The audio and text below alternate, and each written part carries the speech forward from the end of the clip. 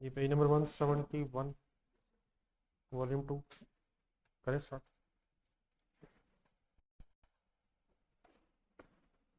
ये revision plan आपके साथ शेयर किया है, उसको करें अब्दुल कदीर साहब। रिवीजन प्लान कंप्लीट करें। चलें सर जी स्टार्ट लें। कैलकुलेटर्स पकड़ने ज़रूरत पड़ेगी।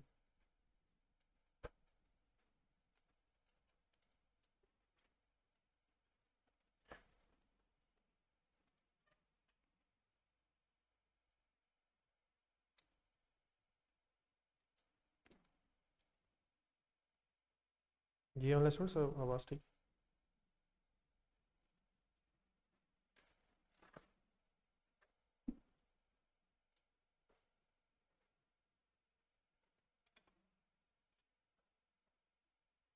ये आवाज़ देखना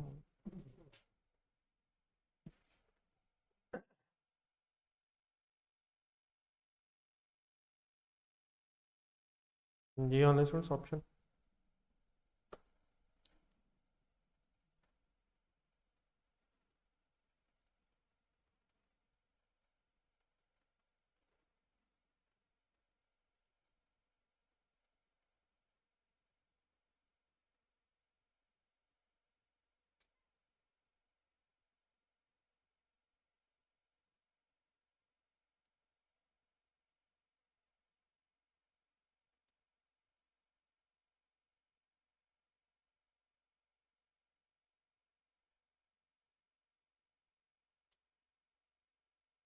जी सोचिए।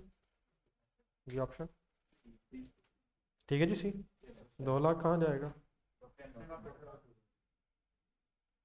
रिसर्चिंग का खर्चा ना। 4 लाख का क्या करेंगे? नहीं लेकिन ऐसा कैपिटलाइज करें। ठीक है जी, 2 करें।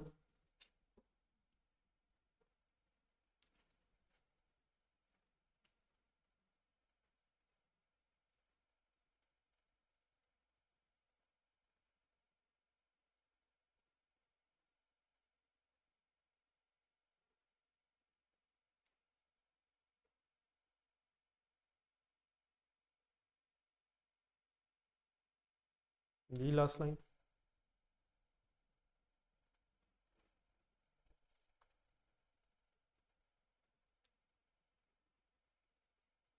ऑप्शन दूसरा। बिस्मिल्लाह पढ़ के गैस करें। 5 सेकंड बाद बताइए। गैस कमज़ोर है आपका। नहीं लेकिन सी तो नहीं बताना चाहिए थे। सी में क्या मसला है सर? I/38 का फर्स्ट पेज निकला। अब इतनी सी चीज़ें याद होगी होनी चाहिए। एक लिस्ट है फर्स्ट पेज के मिड से नीचे। फॉलोइंग इंटरनली जनरेटेड आइटम्स में नेवर बी कैपिटलाइज्ड। पूरी लिस्ट बोलना ज़रा।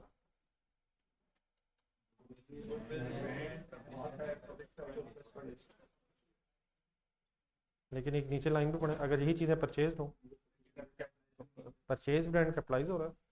लेकिन अगर इंटरनली जनरेटेड हो तो। लेकिन ये स्टाफ ट्रेनिंग याद है? थोड़ा सा आगे जाए ज़रा। एक्सेप्शन अवेलेबल हो तो ठीक है, वरना by default training expenses profit and loss में एक फजल या फजल के नाम से कोई सवाल होगा तो उससे पीछे भी एक शायद छोटी सी एग्जांपल है। पेज नंबर बताएं। 106 कहा जा रहा है।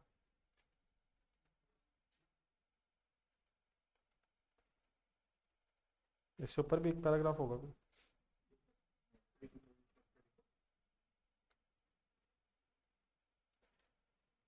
ट्रेन स्टाफ की कंट्रोलेबिलिटी का इशू है। ठीक है, नंबर 3 ना।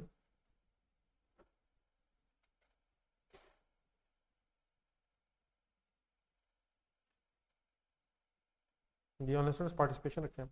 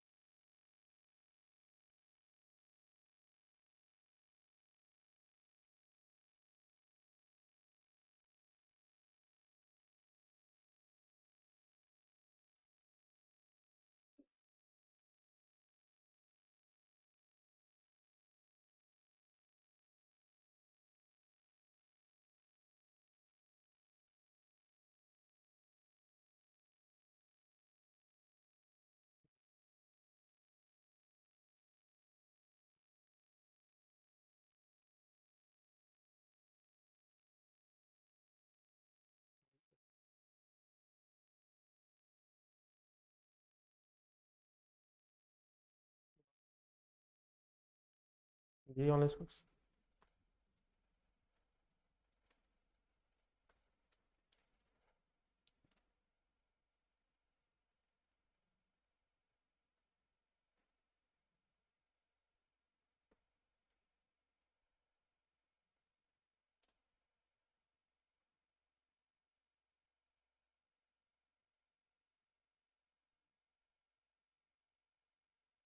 फंस गए? जी ऑप्शन बताएंगे फिर ये, ए के अलावा। ई, बीच में से बतानी नहीं है।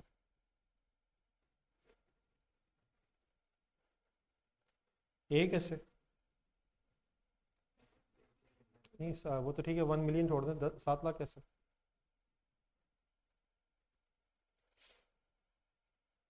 कोई भी ऑप्शन नहीं सर। चले 1 का ट्रीटमेंट बताएं, प्रोजेक्ट ए का ट्रीटमेंट बताएं। 5 लाख कहाँ जाएगा? ठीक है, बी पढ़ के ट्रीटमेंट बताएं। नहीं है, फाइनल बताएं। प्रोजेक्ट बी के 8 लाख का, 2 लाख का इस साल क्या होगा?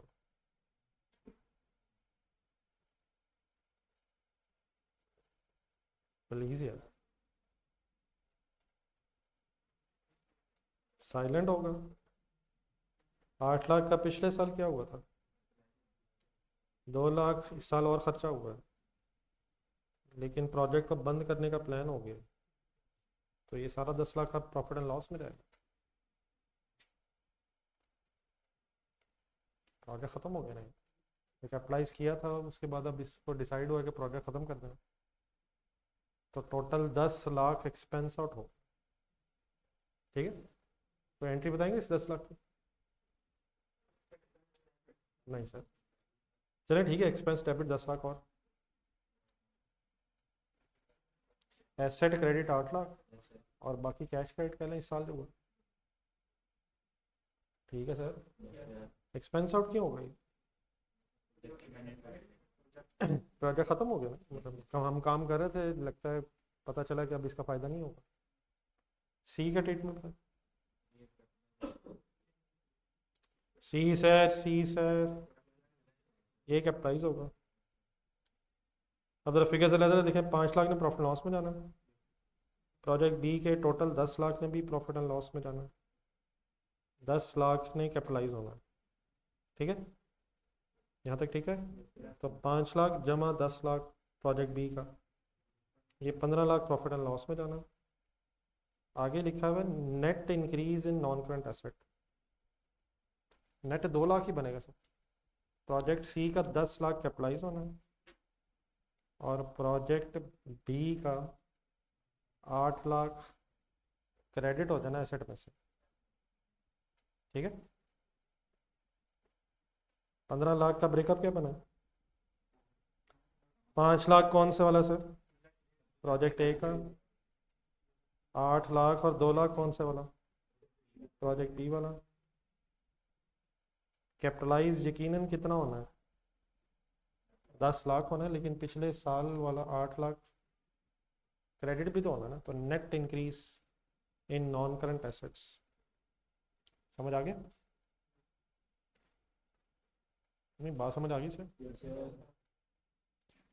जी ऑनलाइन सर ठीक है। जी मिस्टर समय, लास्ट ईयर एक्सपेंस नहीं बना, वर्ड तो सही रखे हैं यार, लास्ट ईयर कैपिटलाइज हुआ। कैपिटलाइज और एक्सपेंस में कोई डिफरेंस है सर? क्या? एक्सपेंस प्रॉफिट एंड लॉस में गया, कैपिटलाइज मींस एसेट में गया।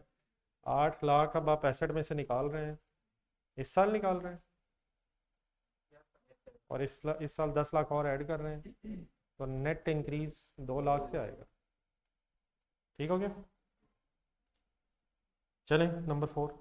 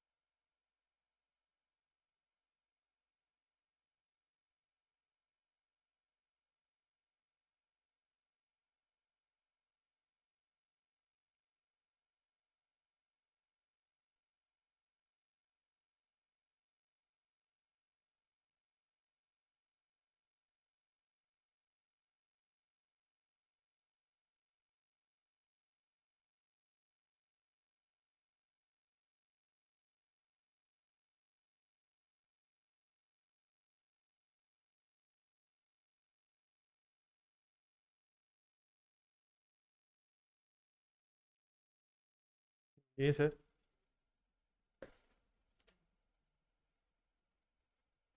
पॉइंट 1 और 2 में रिसर्च और डेवलपमेंट की एक डेफिनेशन लिखी हुई है, तो डेफिनेटली सारी याद करनी तो मुश्किल है, लेकिन शुरू के वर्ड्स आएंगे। फर्स्ट पेज देखें, रिसर्च की डेफिनेशन थोड़ी सी ढूंढेगी, शुरू वाले वर्ड्स ही हैं। Original and plan investigation undertaken with the prospect of gaining new technical and knowledge, understanding, scientific development की ढूंढे नेक्स्ट पेज।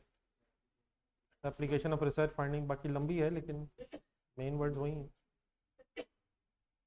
सही सेंटेंस लिखा हो जी, रिसर्च यही होती है। क्या होती है सर?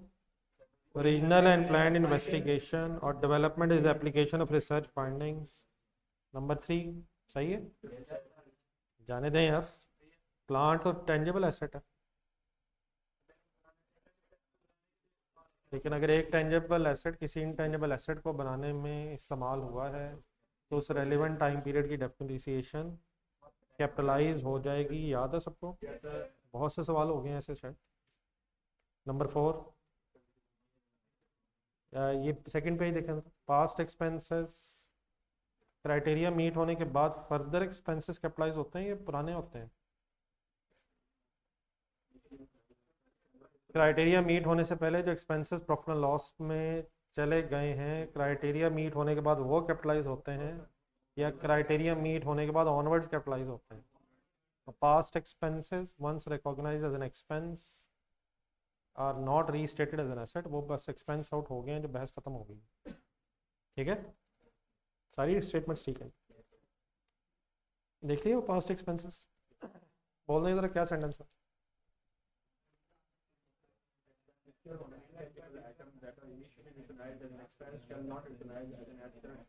रिसर्च फेज के एक्सपेंसेस वैसे ही प्रॉफिट एंड लॉस में जाएंगे, लेकिन डेवलपमेंट फेज में भी अगर क्राइटेरिया मीट नहीं हुआ तो वो भी प्रॉफिट एंड लॉस में ही जाएंगे। क्राइटेरिया मीट होने के बाद अगर कोई एक्सपेंडिचर है वो कैपिटलाइज होता है। ठीक है, नंबर 5 से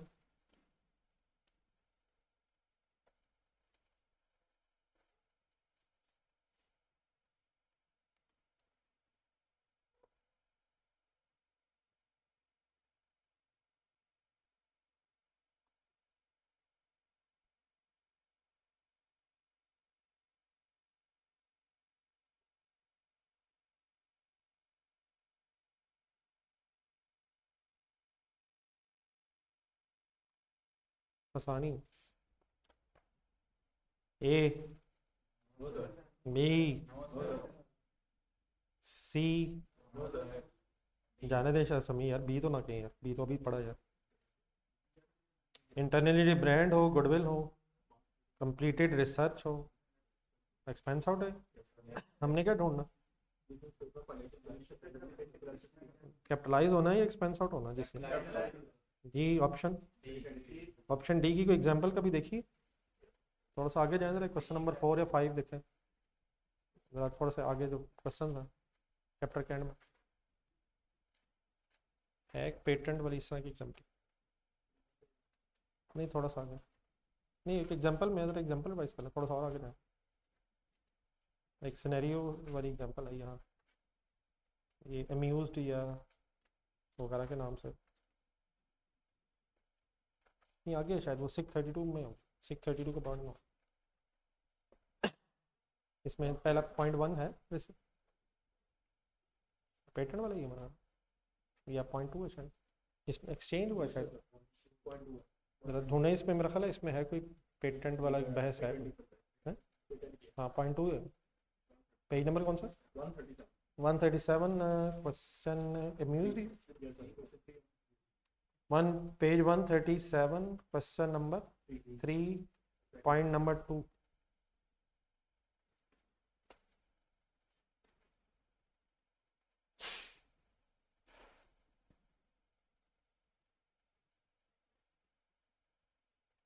उसमें है मेरा ख्याल है ये सिर्फ पेटेंट ही है।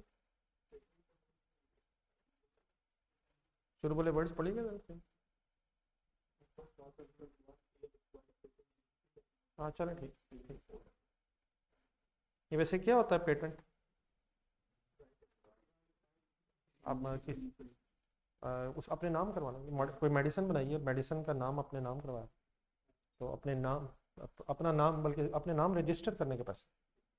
कोई प्रोडक्ट का नाम अगर आप चाहते हैं आपके अलावा आप इस प्रोडक्ट को किसी कोई और इस नाम से ना बनाए, अपनी प्रोडक्ट के नाम को रजिस्टर करना, पेटेंट।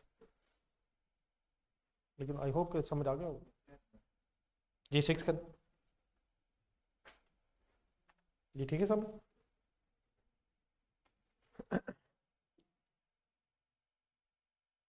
6 है।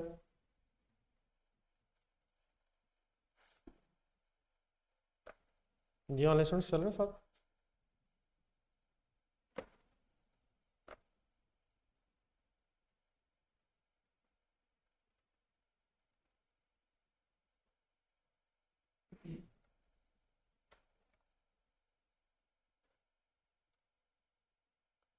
नहीं बेटा, ये 5-6 क्राइटेरियाज हैं पेज, सेकंड पेज पे।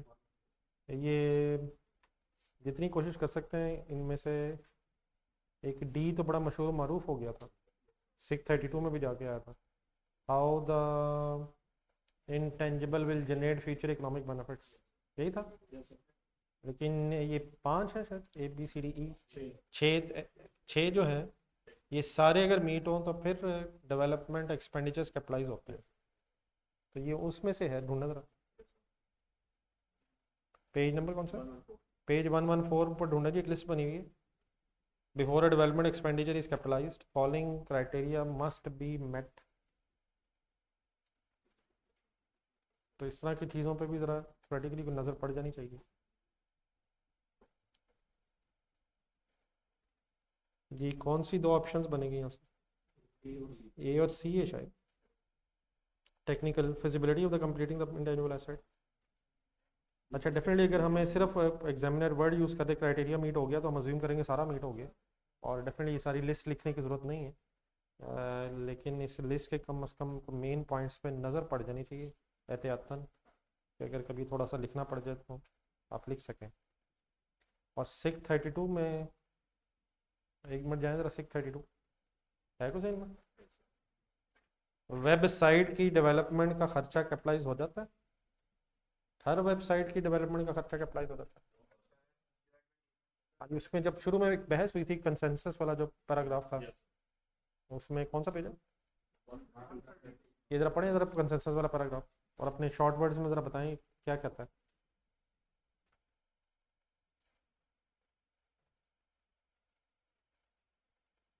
बल्कि उसकी एक समरी भी शायद नीचे 3-4 लाइनों में लिखी हुई है।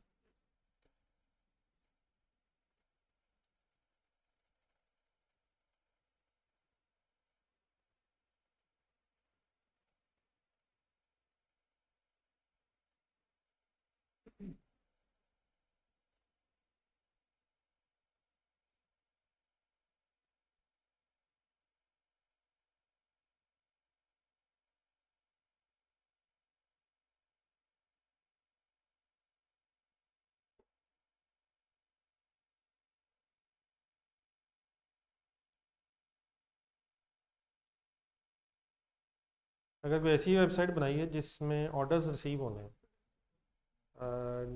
डायरेक्टली प्लेसिंग द ऑर्डर से, तो उस वेबसाइट की डेवलपमेंट कॉस्ट को कैपिटलाइज किया जा सकता है। ख़ास तौर पे अगर ये डिमॉन्स्ट्रेट हो जाए कि ये हमारी website future economic benefit generate कर लेगी, तो उधर वाला जो पैरा 57 उसी के डी की बात हो रही है, बल्कि इसी में शायद पैरा 18 की भी बात हो रही है। पैरा 21 तो फर्स्ट पेज बनाए, पैरा 21 के जो 2 पॉइंट्स हैं, फर्स्ट पेज पे इंटेंजिबल एसेट के 2 रिकॉग्निशन क्राइटेरियाज हैं, future economic benefits and cost can be measured reliably. In 2 points के साथ साथ अगले पेज के 6 पॉइंट्स भी पूरे होने चाहिए। ठीक है। नॉर्मली जनरली इंटेंजिबल एसेट का रिकॉग्निशन क्राइटेरिया कौन सा है? फर्स्ट पेज पे पैरा 21 उसके साथ लिखा होगा, future economic benefits and cost can be measured reliably. लेकिन अगर डेवलपमेंट फेज के खर्चों ने कैपिटलाइज होना है तो इन 2 के साथ साथ अगले 6 भी मीट होने चाहिए। ठीक है, चलाने वापस। जी फाइनली क्वेश्चन नंबर 6 का आंसर क्या बना? A and C okay. चलें 7 पे।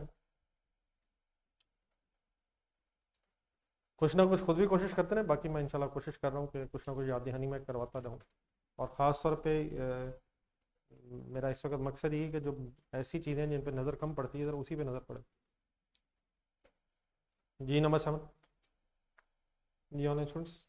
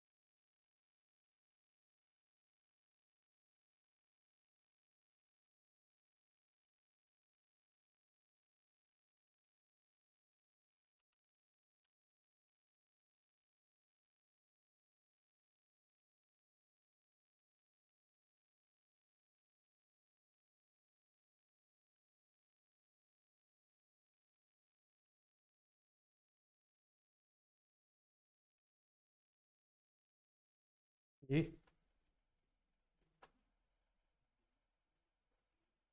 आपने ढूंढना क्या है? जिसने कैपिटलाइज होना। जी ए। नहीं ए ने क्यों नहीं होना?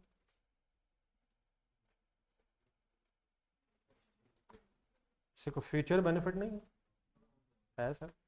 फ्यूचर बेनिफिट ज़रूरी नहीं है कि कमाई अब बेच के मिले। फ्यूचर बेनिफिट कॉस्ट सेविंग की शक्ल में भी हो सकता है। How the entity will generate future economic benefits. एक तरीका हो सकता है कि एसेट को बेच के कोई इनफ्लोज हो, और ये भी हो सकता है कॉस्ट सेविंग हो। समझ आ रही है मेरी बात? B.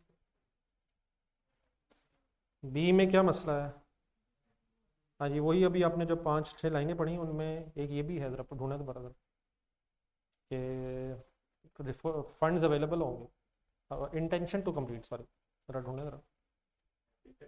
Intention to complete the project है सब। और यहाँ पे लिखा हुआ है कि entity is hesitant to commit further funds. हम फर्दर पैसे लगाने में हेजिडेंट है। हेजिटेंट क्या होगा? घबरा रहे हैं, हिचकिचा रहे हैं। सी में कोई सी कैपिटलाइज होगा? ये तो सिंपली क्या है? एडवर्टाइजमेंट है, मार्केटिंग का खर्चा हुआ। और लास्ट, अच्छा इंटरनली जनरेटेड लिखा हुआ ब्रैकेट में, लेकिन अंडरलाइन करना रहा designing a new logo. Word सुना है कभी लोगो? ये भी ब्रांड नेम टाइप ही होता है, अपना अपना निशान। तो लोगो सिंपली मीन्स ब्रैकेट में इंटरनली जनरेटेड। अच्छा ये खुद बना रहे हैं? ये कैसे पता चल रहा है? डिजाइनिंग अ न्यू कॉर्पोरेट लोगो, खुद बना रहे हैं। ठीक है, तो इसमें से क्या बनेगा? ए में आप क्यों हेजिडेंट थे? नहीं, ए में आप खुद भी हेजिडेंट महसूस हो रहे थे। रेवेन्यू तो नहीं है डायरेक्टली, लेकिन क्या इनडायरेक्टली बेनिफिट है? किस तरह की बजाय किस तरह की बजाय किस तरह होगा? सेल की बजाय एक्सपेंस कम हो। ठीक है, कौन सा बना जी फाइनली? सी में क्या मसला है? एडवर्टाइजिंग एक्सपेंस है। डी क्या है? इंटरनली जनरेटेड ब्रांड है। बी में क्या मसला बना कि हम शायद हमारा सारा क्राइटेरिया मीट नहीं हो रहा है। चलें, जो 8 है ये ज़रा FA2 लेवल का है, इसमें कल सब्सिडी आ रही है, तो ये असल में उधर से आया, तो इसका रहना है। मैं पेरेंट सब्सिडी की बहस आ रही है। 9 करें।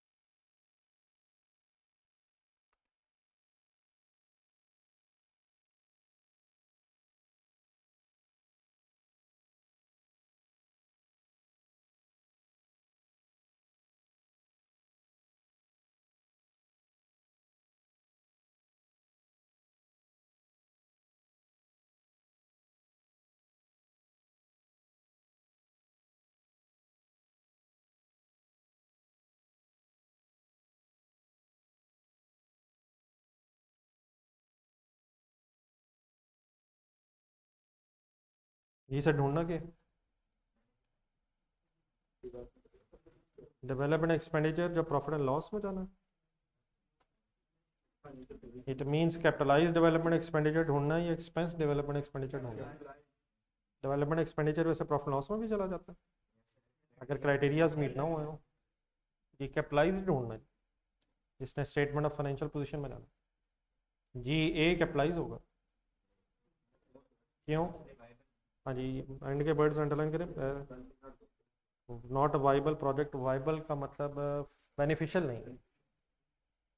बी, ये तो वैसे डोनेशन टाइप चीज है। Payment of 50,000 to local universities engineering facility to research new environmental friendly techniques. बल्कि रिसर्च ही ठीक। जी सी, इसका फ्यूचर बेनिफिट नहीं है, एक्सपेक्टेड फ्यूचर इकोनॉमिक बेनिफिट्स नहीं है, लॉस ही होना। ठीक है। जी डी, इसका कोई फायदा होना, रेवेन्यू की बजाय खर्चों की कमी की बेस पे होना जिस तरह ऊपर आ रहा था।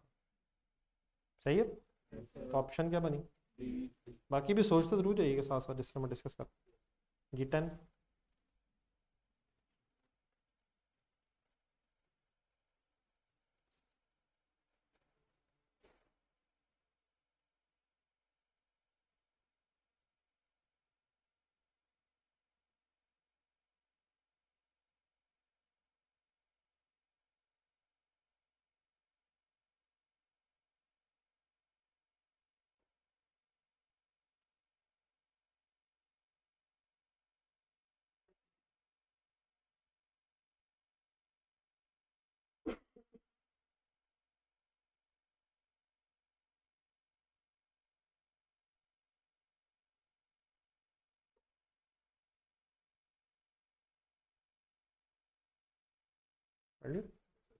ये किसको क्या बनाने की बात हो रही है?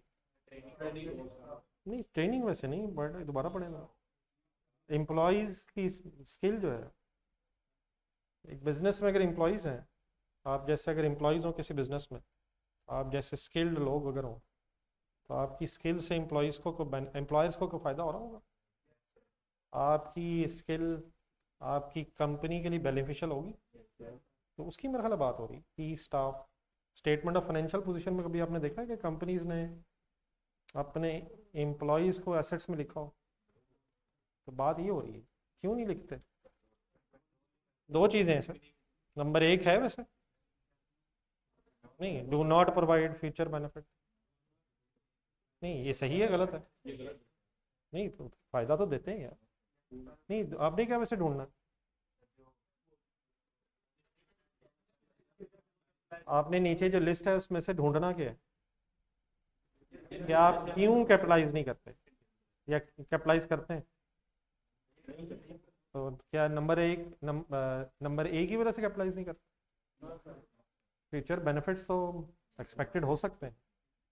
जी नंबर 2, एम्प्लॉयज़ कंट्रोल में नहीं है, वो जब चाहें रिज़ाइन करके अल्लाह हाफिज़ कह सकते हैं। जी एम्प्लॉयज़ अगर for example statement of financial position ध्यान में लाएं जरा, एम्प्लॉयज़ को अगर एसेट बनाना है तो उसके सामने अमाउंट भी तो होगी। तो एक एम्प्लॉय है, अगर फॉर एग्जांपल कंट्रोल को एक सेकंड निकाल भी दें जहन से, तो उसके सामने अमाउंट कितनी लिखेंगे?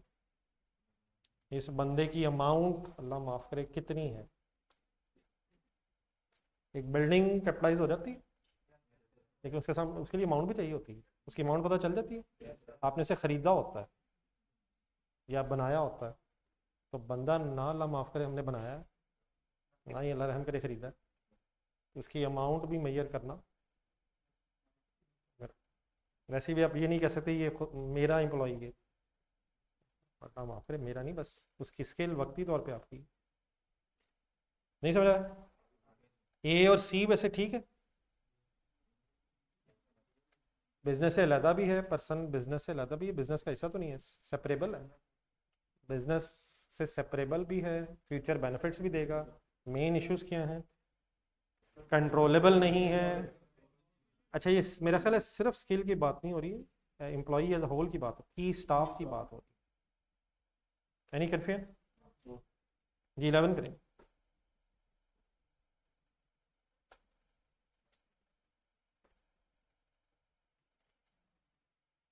ये आसान है, 5 सेकंड और। जी सर, पेटेंट की बात अभी थोड़ी देर पहले हुई, लाइसेंस भी ठीक है, लेकिन ट्रेनिंग कोर्स में वही प्रॉब्लम रहेगा कंट्रोलेबिलिटी का। ऑप्शन ए ठीक है, चले 12 करें। ऐसा ऐसा थोड़े से मुश्किल आने शुरू हो गए हैं, बल्कि ये भी सॉरी 12 भी रहने, इस पर भी कंसोलिडेशन आ रही है। असल में उधर से आया, आई के अपने एज इट इज़ इधर उधर से इधर आपके पास पेपर्स ट्रांसफ़र कर दी। तो 12 में आई कंसोलिडेशन की एक बहस आ रही है, वो भी FA2 में।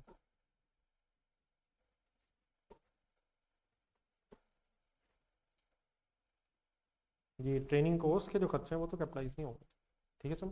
13 करें।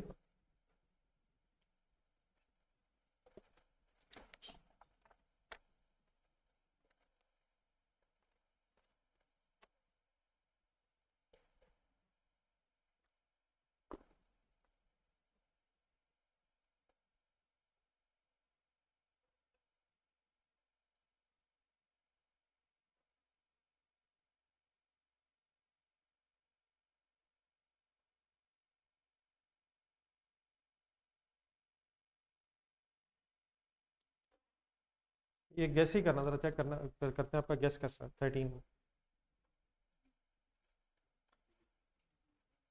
10 सेकेंड और।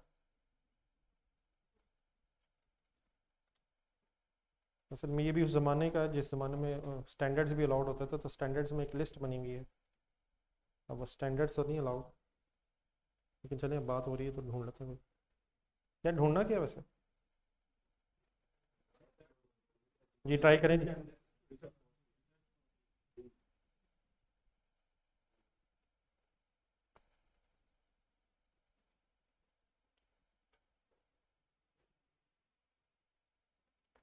एक वैसे प्रोटोटाइप बीच में वर्ड आ रहा है, ये सुना है कभी वर्ड, क्या होता है ये, कहीं से ढूंढ के बताया जरा।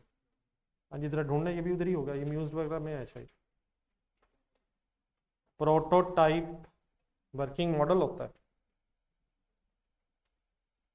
या उससे पीछे भी एक एग्जांपल होगी। म्यूज का पेज कौन सा, म्यूज से पिछला पेज देखें जरा, उसके एंड में कौन सा एग्जांपल है। हाँ ये पेज नंबर बताइए। पेज 136 पे जो एग्जांपल एंड में और जो नेक्स्ट पेज पे अम्यूज्ड है, दोनों में मेरे ख्याल ये प्रोटोटाइप है। जरा इसको जरा ढूंढ के जरा रिवाइज करें, मेरे ख्याल प्रोटोटाइप की डेफिनेशन लिखी होगी अब।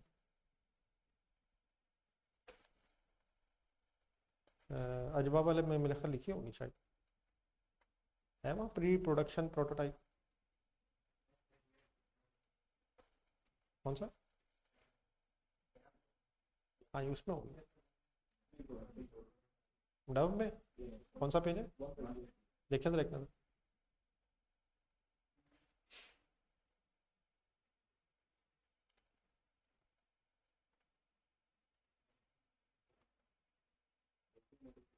हाँ जी, एक डेवलपमेंट फेज में आपने अपने फार्मूले को अगर टेस्ट करना है, तो उसके लिए जो मॉडल बनाते हैं, एक चीज़ बनाते हैं, फॉर एग्जांपल कोई नई गाड़ी लॉन्च करने का प्लान है, तो नई गाड़ी का डिज़ाइन फाइनल हो रहा है, तो एक गाड़ी आप डिज़ाइन करेंगे ताकि उसे बना के चेक कर सकें कि गाड़ी में वो सारे फीचर हैं जो हम देना चाह रहे हैं नहीं। तो वो जो गाड़ी बनाएंगे ताकि उसे टेस्ट कर सकें अपने डिज़ाइन वगैरह के साथ, उसे प्रोटोटाइप बोलता है, ठीक है। ये मेरा ख्याल एक और क्वेश्चन भी होगा नेक्स्ट पे, इधर ही कहीं और भी होना है। अम्यूज में या डब से अगला कौन सा है, सफ़ेयर में, इन दोनों में कहीं एक और भी होगा, सफ़ेयर में भी शायद होगा।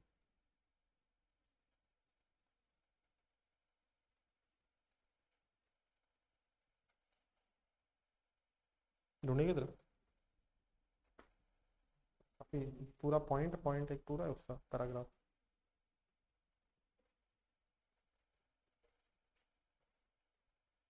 नहीं उस डव के अलावा भी मेरा ख्याल है, स्फेयर में नहीं है, स्फेयर आगे ही है ना, डव से आगे होगा या पीछे होगा। क्वेश्चन नंबर 5 कौन सा है, इसमें देखें, इसमें है, और फिर उसमें अम्यूजमेंट होगा, उसमें होगा।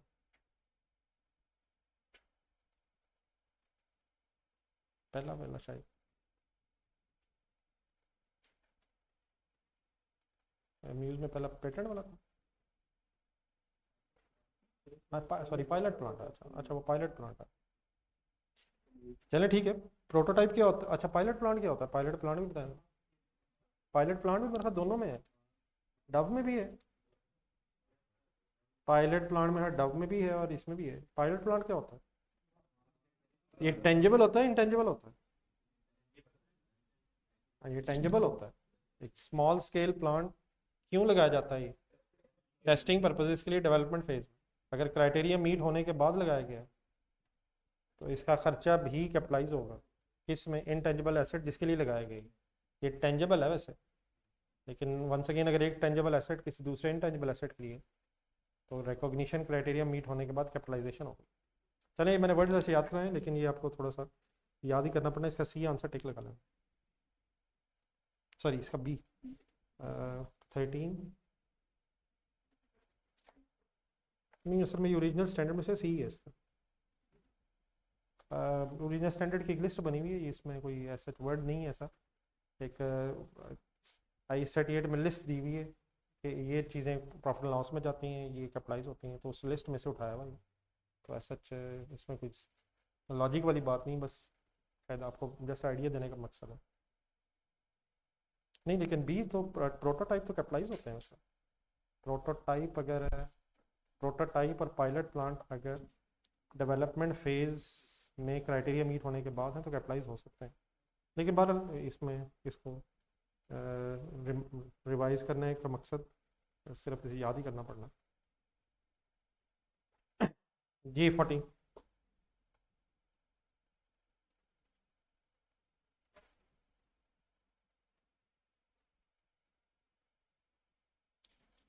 ये जरा थोड़ा दरवाज़ा खोल दें, लेकिन फिर देख लीजिएगा वो बाहर बाहर बच्चों का शोर ना। तो उधर ही बैठ जाए शाम, इधर एक चेयर पे बैठ जाइएगा।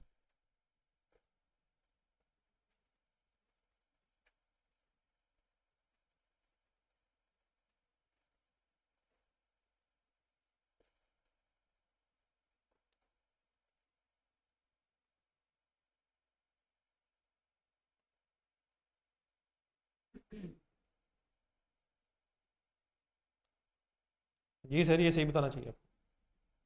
ढूंढना क्या है? जी ठीक है बेटा, उधर भी शायद एग्जाम्पल में है।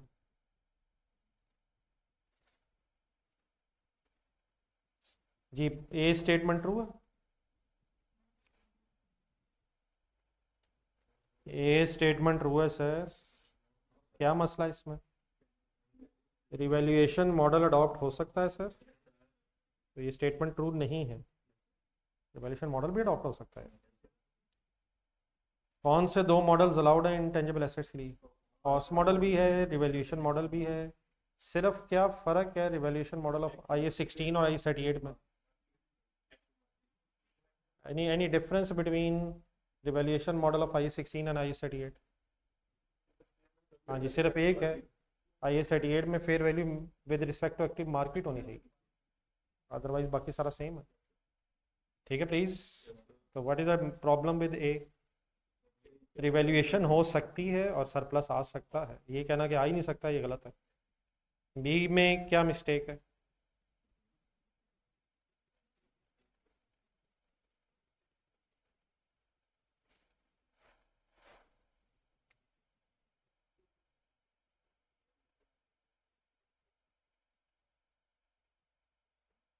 बी ठीक है या गलत है? बी तो अभी दो दो दफ़ा डिस्कस हो गया यार। क्या ये ज़रूरी है कि सेल ही बढ़े? ये भी तो हो सकता है कि खर्चे कम हो रहे हो। May still be capitalised. C में कोई मिस्टेक है क्या? नहीं, बात तो वो सही कह रहा है यार। सही है गलत है?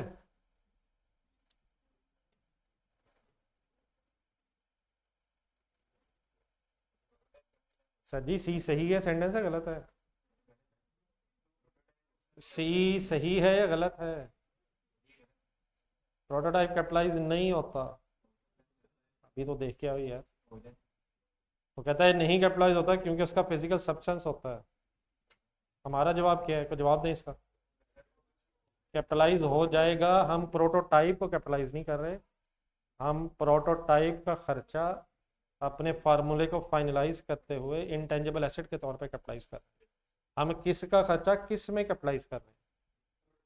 प्रोटोटाइप का खर्चा इंटेंजिबल एसेट में कैपिटलाइज। सेंटेंस ठीक है गलत है? कैन बी कैपिटलाइज अगर क्राइटेरिया मीट हो गया तो गलत कौन सा था? सर गलत कौन सा है सर? लेकिन हमने कौन सा ढूंढना था? तो सही वाला फिर कौन सा हुआ? बी वाला फाइनल है। लेकिन यार बी में तो कहते हैं रेवेन्यू बढ़ना ही नहीं है। लेकिन स्टिल कॉस्ट सेविंग की वजह से भी फ्यूचर बेनिफिट्स हो सकते हैं। तो बेनिफिट्स या किस तरह हो सकते हैं? सेल बढ़ के भी या खर्चे कम होके भी। 15 करें सर।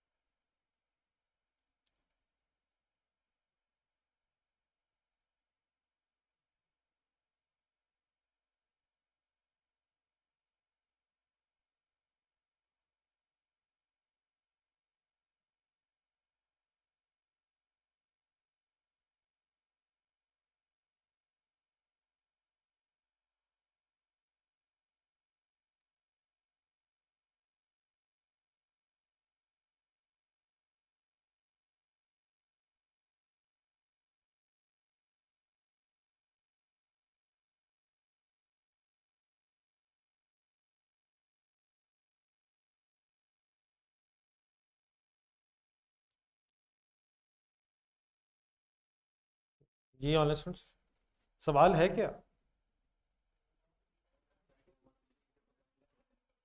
हाँ जी, सही ट्रांसलेशन करें। नीचे वाली कौन सी एक चीज है जो किसको रोक देगी? एक वर्ड लिखा हुआ है प्रिक्लूड, का मतलब होता है प्रिवेंट। तो प्रिवेंट जेन में रख के जरा ट्रांसलेशन करें। नीचे वाली कौन सी एक चीज क्या करेगी? आपने किसे ढूंढना है?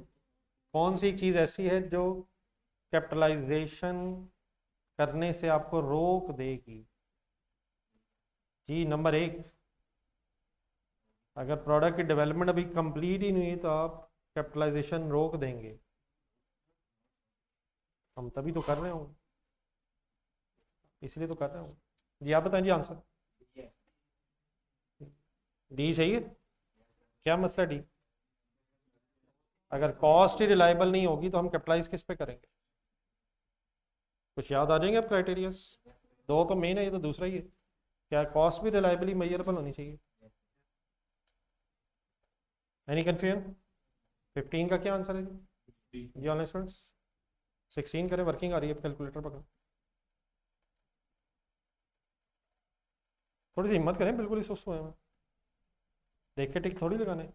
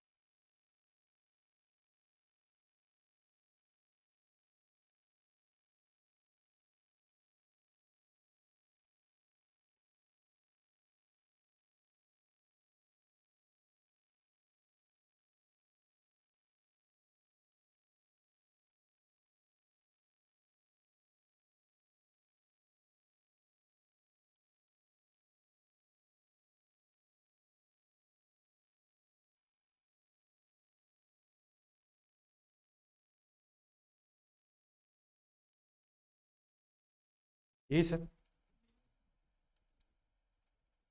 सी सर जी सही नहीं है। 2 लाख कैपिटलाइज होना, 60,000 का 60,000 कैपिटलाइज होना। 60,000 के एक सेकंड में फर्दर डिस्कस करता हूँ, आप 40,000 बताएं, 40,000 क्या है?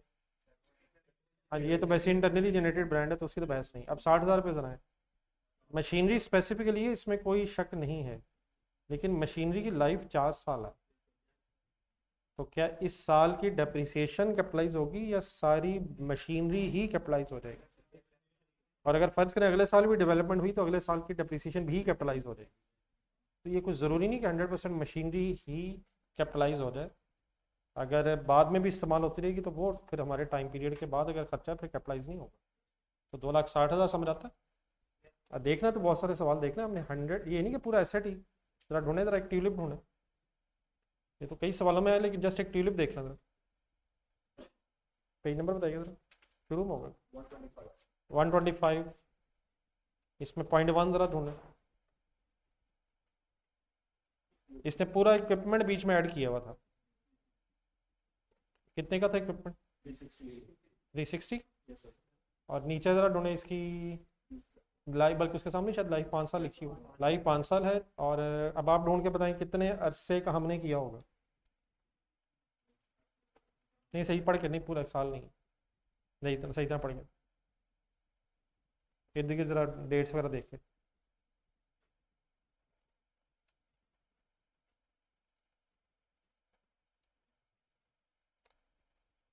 रिकॉग्निशन क्राइटेरिया कब मीट हुआ था और एसेट अवेलेबल फॉर यूज़ कब हो गया था? 1 नवंबर मेरा ख्याल है, कमर्शियल प्रोडक्शन स्टार्ट हो गई 1 अक्टूबर। क्राइटेरिया कब मीट हुआ? मार्च, अप्रैल, मई, जून, जुलाई, अगस्त, सितंबर। हाँ जी, अक्टूबर का स्टार्ट होगा, तो 7 महीने की डिप्रिसिएशन कैपिटलाइज हुई। 7 महीने की डिप्रिसिएशन कैपिटलाइज हुई है, ठीक है, क्लियर हो गया? तो यहाँ कैसे वर्किंग करूँ? 60,000 डिवाइड बाय 4, 1 जनवरी है, पूरा साल ही बनता है, पूरा साल ही बनता है सर। और फोर्थ लाइन देखना जरा, अभी कमर्शियल प्रोडक्शन इस साल शुरू नहीं हुई, पूरा मीन्स उसे पूरा साल ही कैपिटलाइजेशन हो। 15,000 समझ आ जाएगा सर? ये ऑर्गेनाइजेशन ओके, 2,15,000 बनता है। तो 100% एसेट ही कैपिटलाइज हो जाएगा? ज़रूरी नहीं है ये बात, मेरे ख्याल ये ज़्यादा बेहतर ही वर्ड्स है। अगर फॉर एग्जांपल आपका ये 4 साल ही चलना है रिसर्च एंड डेवलपमेंट प्रोजेक्ट, तो वो आखिरकार 4 साल पूरी की पूरी आ जाएगी। लेकिन अगर आपका प्रोजेक्ट थोड़े अरसे का है, तो बाद के अरसे की जो डेप्रिसिएशन है वो फिर एक्सपेंस आउट होगा।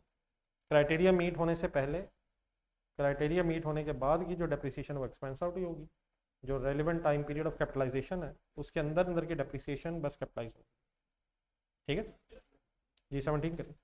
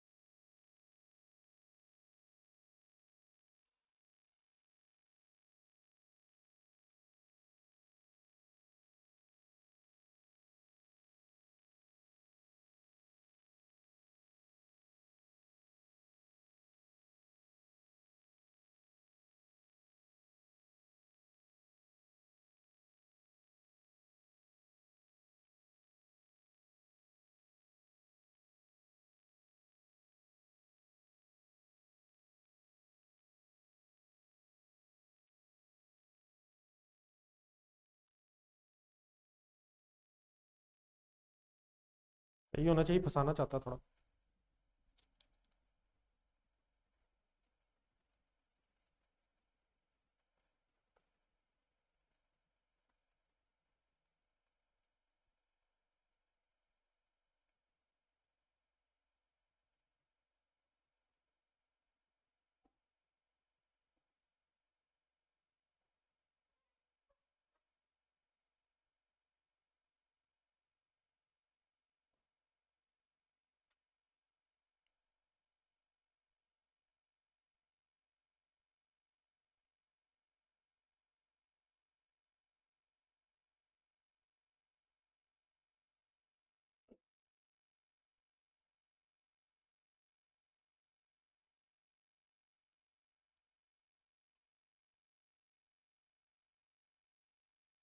जी सर, आंसर।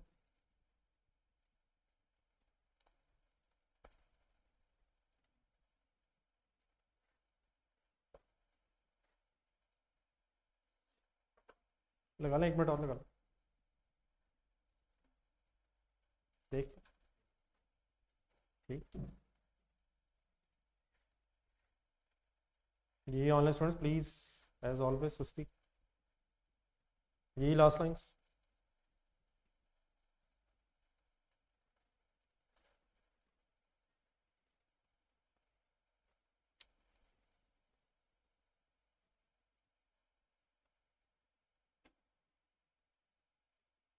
थोड़ी सी बुक शेयर कर लें यार,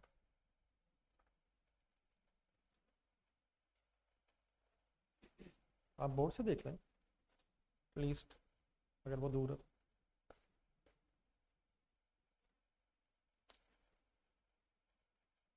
ये शुरू करूं? ढूंढना क्या है? रिसर्च एंड डेवलपमेंट का जो खर्चा कहाँ जाना है? प्रॉफिट एंड लॉस में फर्स्ट लाइंस पढ़े दो।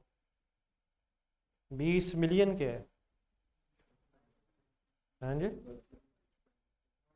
ब्रॉड डाउन है, ओपनिंग बैलेंस है। किन प्रोजेक्ट्स का? किन प्रोजेक्ट से रिलेटेड ही है? ये उन प्रोडक्ट्स का है जो ऑलरेडी प्रोडक्शन में हैं, लेकिन साल के शुरू में ही 1 अक्टूबर वाले दिन एक नए प्रोजेक्ट पे काम शुरू हुआ है। यहाँ तक ये समझ आ गया? तो क्या वो जो 20 मिलियन ऊपर है उसकी इस साल कोई अमोर्टाइजेशन आएगी? नीचे तो वो कहता है अभी प्रोजेक्ट डेवलपमेंट फेज में, वो नए वाले की बात हो रही। तो ऊपर वाला जो 20 मिलियन है उसकी तो 20% अमोर्टाइजेशन मैंने इस साल की कैलकुलेट की है पहले। हाँ जी, इस साल की। ये पता चल गया? उसने अमोर्टाइजेशन है, प्रॉफिट लॉस में जाना है सर। देन उसके बाद जो नया प्रोजेक्ट शुरू हुआ है उस पे जो 1.4 मिलियन का पहले खर्चा हुआ है, ये तो रिसर्च वाला, इसने तो प्रॉफिट लॉस में ही सीधा जाना है।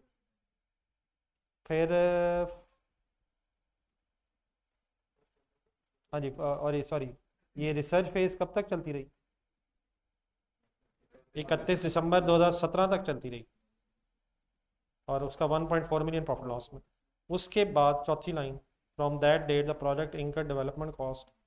फिर development cost 8 lakh per month इंकर होना शुरू हुई, लेकिन डायरेक्टर्स 1 अप्रैल पे कॉन्फिडेंट हुए कि प्रोजेक्ट सक्सेसफुल हो जाएगा और प्रॉफिटेबल हो जाएगा। इसका मतलब डेवलपमेंट फेज के खर्चे 1 जनवरी से ही कैपिटलाइज हो जाएंगे या 1 अप्रैल से कैपिटलाइजेशन स्टार्ट होगा। तो जनवरी फरवरी मार्च के 3 महीनों के डेवलपमेंट एक्सपेंडिचर्स भी एक्सपेंस आउट होंगे। तो 8 लाख लिखा हुआ, मैंने जरा नीचे मिलियंस में वर्किंग की है, तो 0.8 मिलियन मल्टीप्लाइड बाय 3 महीने, जनवरी फरवरी मार्च, ये खर्चा भी एक्सपेंस आउट होगा।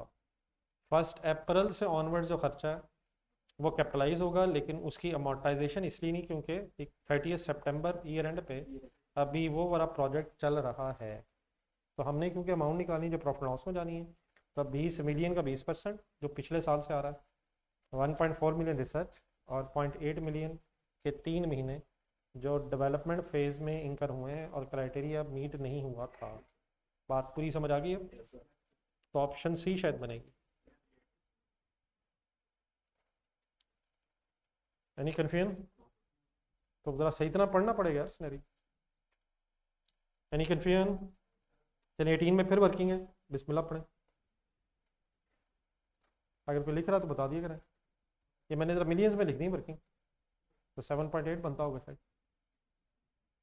हाँ जी, 78 लाख। ये ऑनलाइन स्टूडेंट सब लोगों को समझ आ गई? थोड़ी सी इम्पेयरमेंट है जहन में?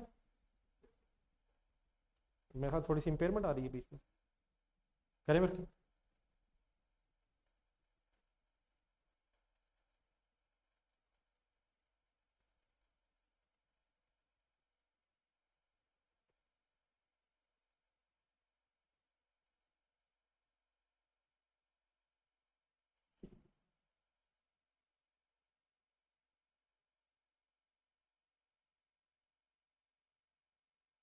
कंसंट्रेट करना पड़ना दोबारा।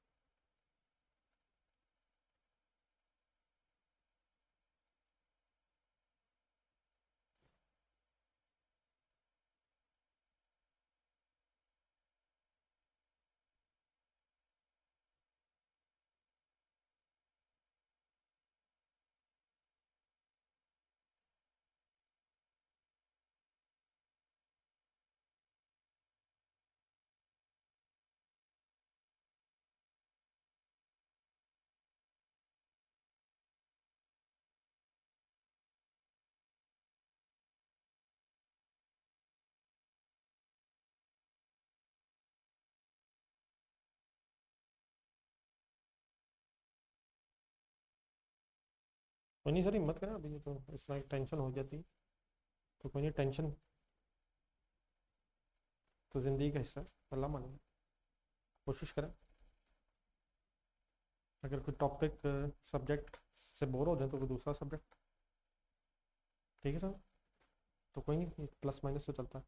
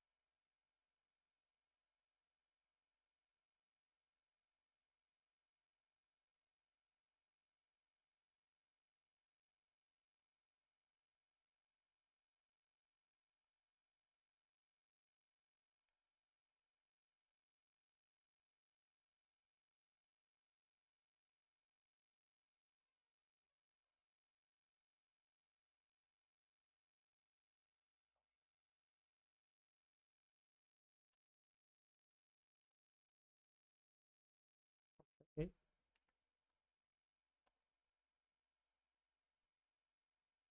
जी सर।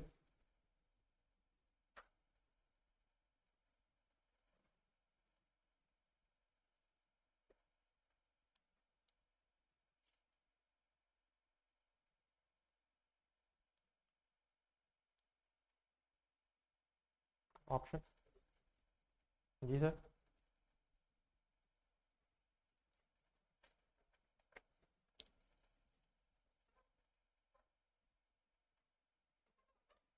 जिन वर्किंग्स को आप कर रहे हैं वो अपने उसने पूछी नहीं। क्या पूछा क्या उसने? ब्रांड की कैरिंग अमाउंट ईयर एंड पे। तो इम्पेयरमेंट लॉस की वर्किंग की जरूरत नहीं है। यह है। हाँ, जहन में रखनी क्या पड़ेगी, मैं ये नहीं कह रहा, लेकिन इम्पेयरमेंट लॉस कितना है ये शायद जरूरत नहीं है। चलिए कुछ फिगर्स बताएंगे साल के, बल्कि ट्रायल बैलेंस में कितने पे आ रहा है? 30 मिलियन पे आ रहा है साल के शुरू तक। ये डेट समझ आ रही है? 1 October year end, 30 September year end. तो साल के शुरू में कितनी मोटाइजेशन थी? और मोटाइजेशन 10 सालों की बेस पे थी। फिर 1 अप्रैल 2019 कितने महीने बाद? ईयर के कितने महीने बाद यार? गिन लो यार।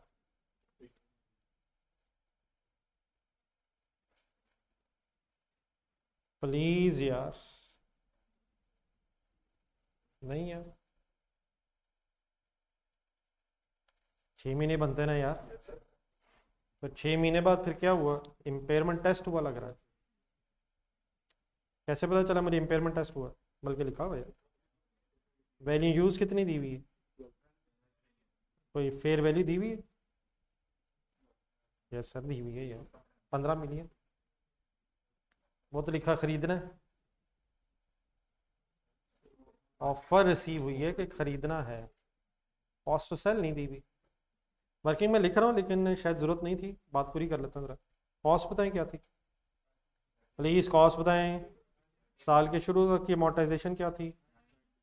फर्स्ट अप्रैल पे अगर इम्पेयरमेंट टेस्ट हो रहा है तो फर्दर 6 मंथ्स की पहले अमोर्टाइजेशन आएगी। कैसे? 30/10 इंटू 6/12, टोटल 9 + 1.5, 30 से माइनस करें, 19.5 शायद कैरिंग अमाउंट होगी।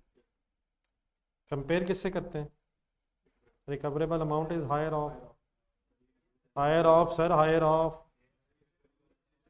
Fair value less cost to sell की वर्किंग करवाएं। फेयर वैल्यू बताएं। 15, ऐसे ही है, 15 less any cost to sell, उसकी इंफॉर्मेशन नहीं है, 15 ठीक है। कैरिंग अमाउंट से कंपेयर करें, मेरा तो ख्याल है वैल्यू यूज़ की ज़रूरत ही नहीं है। वैल्यू यूज़ की ज़रूरत है सर, है सर, सर है या नहीं है सर? कब ना होती? अगर fair value less cost to sell carrying amount के मुकाबले में हायर होती तो फिर ज़रूरत नहीं थी। प्लीज़ यार, वैल्यू यूज़ कितनी है? हायर क्या बना? हायर सेलेक्ट किया, 15 इम्पेयरमेंट लॉस बनता 4.5। लेकिन इसकी चलें बहरहाल, अब वर्किंग हमने कर ली है। इस इम्पेयरमेंट लॉस के बाद एसेट किस वैल्यू पे आ गया? प्लीज़ किस पे आ गया सर? 15 पे। और 15 ऑनवर्ड्स फिर 3 सालों में रिमेनिंग लाइफ पे डेप्रिशिएट होगा, अमोर्टाइज होगा। 6/12 क्यों किया ब्रैकेट में मैंने? 1 अप्रैल से 30 सितंबर तक, 6 मंथ्स।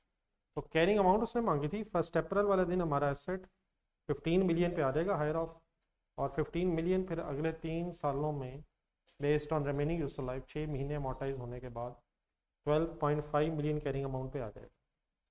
ठीक है, तो ये शायद इस वर्किंग की पूरी ज़रूरत नहीं थी, सिर्फ इतना पता होना चाहिए था कि recoverable amount is higher of, और हायर ऑफ 15 मिलियन बन रहा है। यहाँ तक ओके है? प्लीज़ लिखना वर्किंग करो, मेरा ख्याल है सही नहीं हुआ।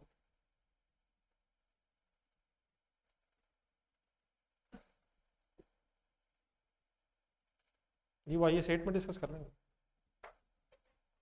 वाई सेट वाले दिन इंशाल्लाह डिस्कस कर लेंगे।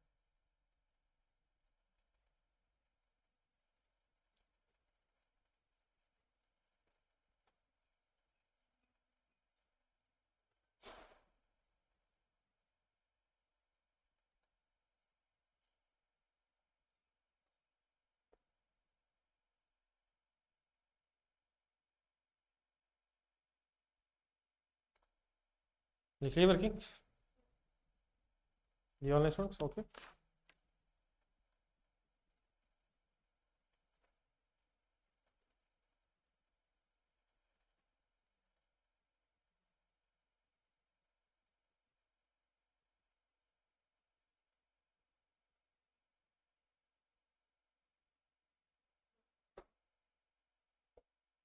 तो सबसे पहले रिक्वायरमेंट को जहन में रख के फिगर ढूंढनी चाहिए, क्या निकालना था, किस दिन की।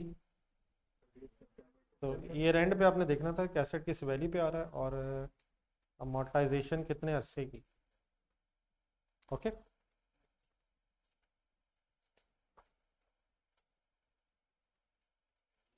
चले आगे, चलिए 90 वर्किंग्स आ रही हैं, अब करें, अब ये इतना मुश्किल नहीं है। स्पीड अप हो जाता, फिर आपने थक जाना थोड़ी देर बाद, या थक गए।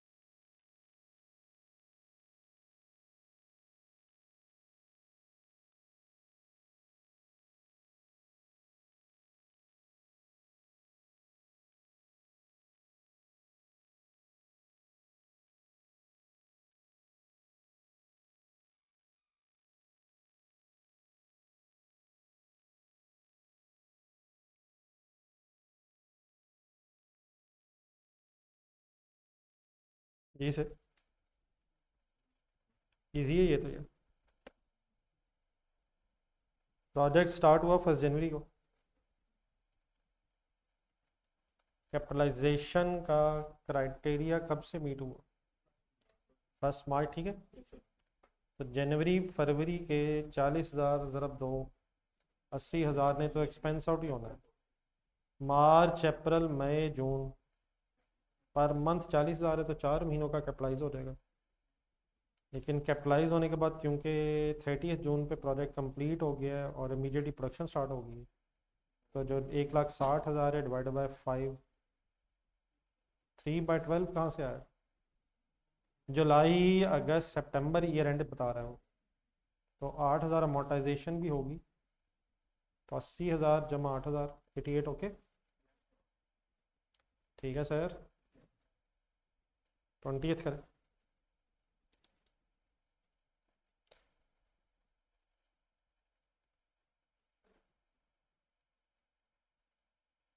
जी online students,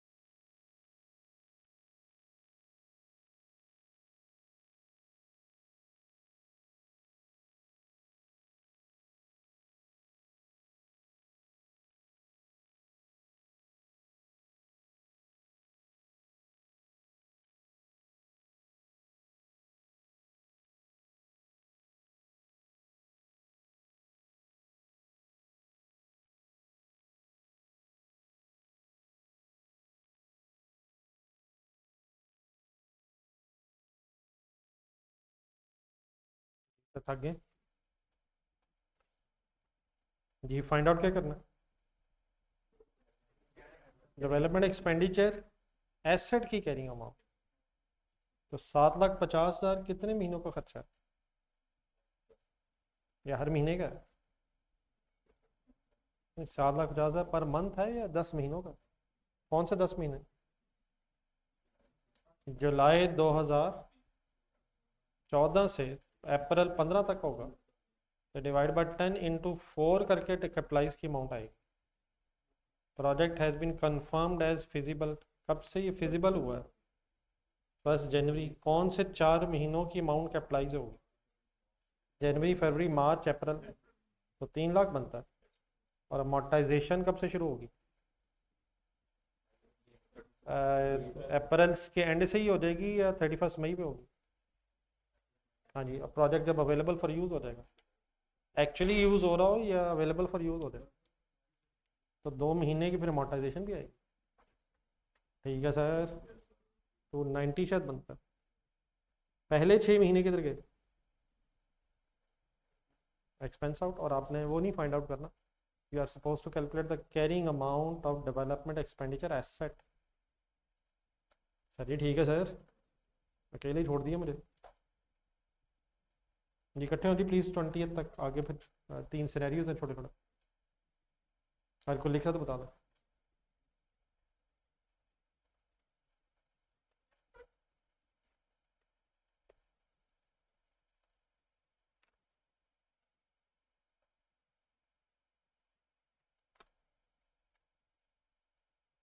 ji all students please surrender, तो नहीं कर दिया।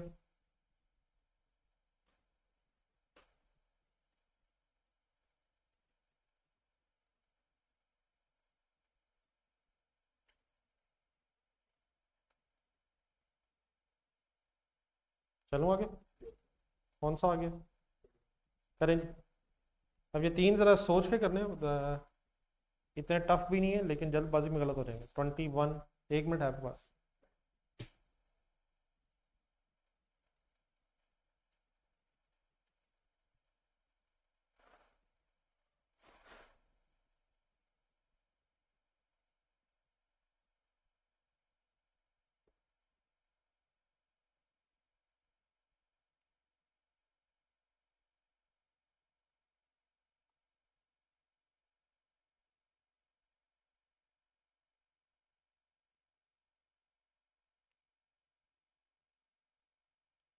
ये सब लोग 21 पे आ गए।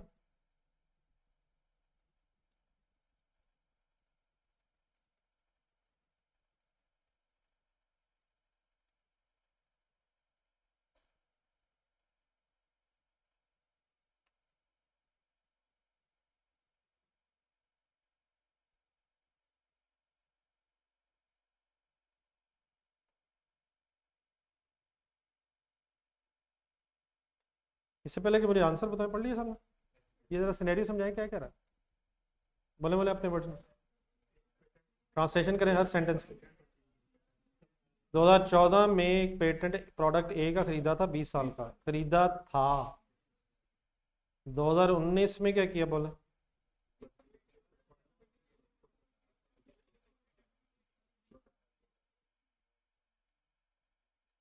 जी सॉरी जरा दोबारा। 2019 में एंटिटी ने क्या किया, पेटेंट खरीदा है, किसका? एक कंपीटिंग प्रोडक्ट का पेटेंट खरीदा है, ताकि क्या हो, किसका कंपटीशन खत्म हो जाए, प्रोडक्ट ए का कंपटीशन खत्म हो जाए। कितने अरसे के लिए खरीदा है?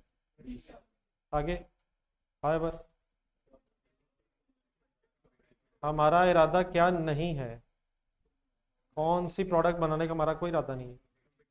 जिसका हमने पेटेंट खरीदा उसको, उसका पेटेंट, जिसका हमने पेटेंट खरीदा प्रोडक्ट का, उस प्रोडक्ट को बनाने का हमारा कोई इरादा नहीं है। ये अब सवाल क्या है, प्रोडक्ट ए के पेटेंट की बहस कर रहा है या जो नया खरीदा है? यहाँ तक समझ आ गया? हुक्म करें ऑप्शन। नहीं सिनेरियो समझ आ गया? अब लगा लें जरा 10-15 सेकंड और दोबारा लगा लें, जरा आंसर सोच लें।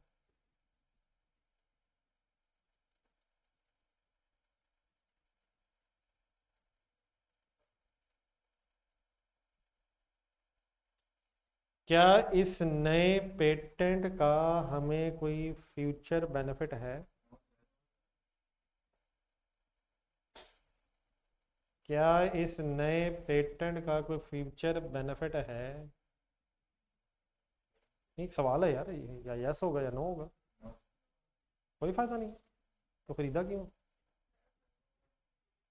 सर जी कंपटीशन खत्म हो जाएगा। क्या इस पेटेंट का कोई फ्यूचर बेनिफिट है? इस पेटेंट की वजह से प्रोडक्ट ए के अगेंस्ट जो कंपटीशन था वो खत्म हो जाएगा, तो हम अकेले ही बेचेंगे। नहीं वो बात की बात बाद में कर लेते हैं। इस हमने प्रोडक्ट इसकी बेस पर तो नहीं, हमने कंपीटिंग प्रोडक्ट बनानी, नहीं वो तो नहीं बनानी। लेकिन वो नहीं बनाएंगे तो क्या होगा, कंपटीशन ख़त्म हो जाएगा। तो कौन सी प्रोडक्ट की सेल होती रहेगी? अगर हम फॉर एग्जांपल पेटेंट ना खरीदें तो क्या होगा, एक कंपटीशन होगा, कंपटीशन की वजह से हमारी प्रोडक्ट की सेल कम होगी। हमने क्यों खरीदा है? कंपटीशन, हमारा इस प्रोडक्ट को बनाने का इरादा नहीं है, हम कंपटीशन ख़त्म करेंगे तो हमारी इस प्रोडक्ट ए से हमें फ़ायदा होगा। किसका पेटेंट खरीदने से किस में फ़ायदा होगा? कंपीटिंग प्रोडक्ट का पेटेंट खरीदने से हमें प्रोडक्ट ए का बेनिफिट होगा। कितने अरसे?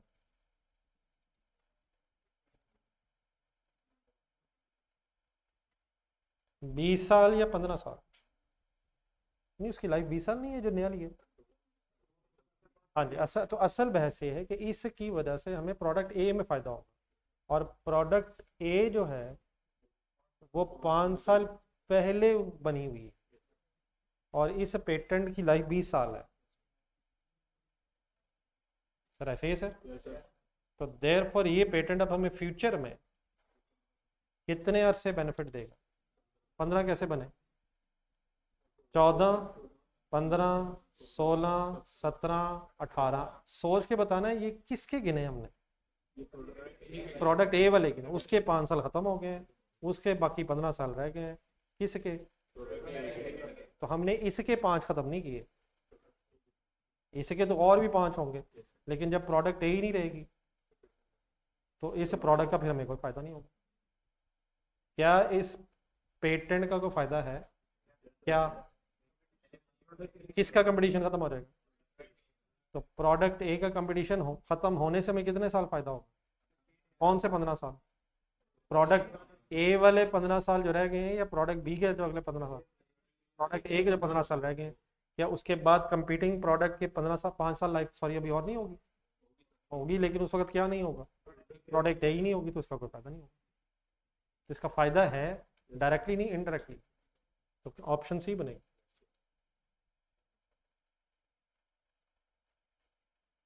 तो नेक्स्ट 15 ईयर, छोटा सा एक सेंटेंस लिखना जब दोबारा पढ़ेंगे तो, in next 15 years when benefit from patent A will be obtained। और ये 15 प्लीज कैसे कैलकुलेट हुआ है? कौन से 20 माइनस कौन से 5? प्रोडक्ट नहीं, प्रोडक्ट ए के 20 और उसके 5 जो गुजर गए, उसी के 5 जो गुजर गए। ये कंपीटिंग प्रोडक्ट का पेटेंट हमें अपनी प्रोडक्ट ए के पेटेंट से अगले 15 साल फायदा उठाने में हेल्पफुल होगा। मेरी बात को समझ आ गई प्लीज? ये नहीं कन्फ्यूजन? 22 करें जी ऑनलाइन स्टूडेंट्स, आप ओके?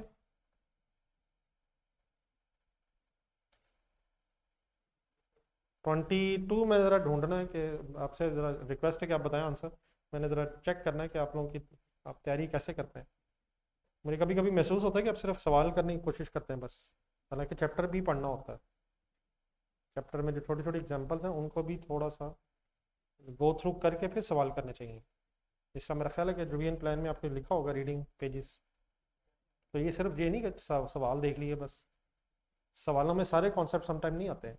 तो एक मिनट बताएं ज़रा 22 का आंसर। अब जिन जिन का ठीक है उन वो तो इसका मतलब है कि रिवीजन करते हुए पेजेस पढ़ते भी हैं। जी बताएं जी आंसर। ये कहीं है वैसे बुक में? ढूंढने जरा कहीं, कहाँ है? सॉफ्टवेयर दो तरह के होते हैं सर। एक ऑपरेटिंग मीन्स मशीन जिस पे हार्डवेयर डिपेंडेंट है, एक ऐसा सॉफ्टवेयर जिस पे हार्डवेयर डिपेंडेंट है, और एक ऐसा सॉफ्टवेयर जो हार्डवेयर पे डिपेंडेंट नहीं है। हाँ जी, उसकी एग्जांपल्स वगैरह नाम वगैरह पढ़े थे हमने। तो अगर कोई सॉफ्टवेयर ऐसा है जिसके बगैर हार्डवेयर चल ही नहीं सकता, तो वो फिर सॉफ्टवेयर उस हार्डवेयर के अंदर ही रहेगा और IAS 16 अप्लाई होगा।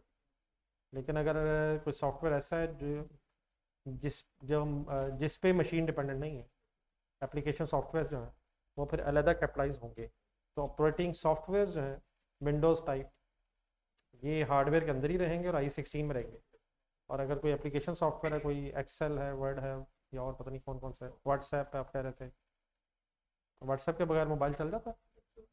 जाने दें यार। लेकिन अगर सिस्टम में विंडोज़ ना हुई हो तो फिर वो चलता नहीं। तो ये कौन सा सॉफ्टवेयर की बात हुई? Operating software which is integral part of the hardware. तो इसका क्या होना है?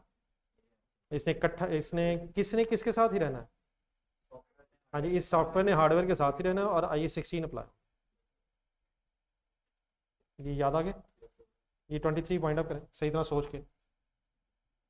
ये भी मेरा ख्याल है पता चल जाएगा कि आप प्रॉपर रीडिंग करते ही नहीं।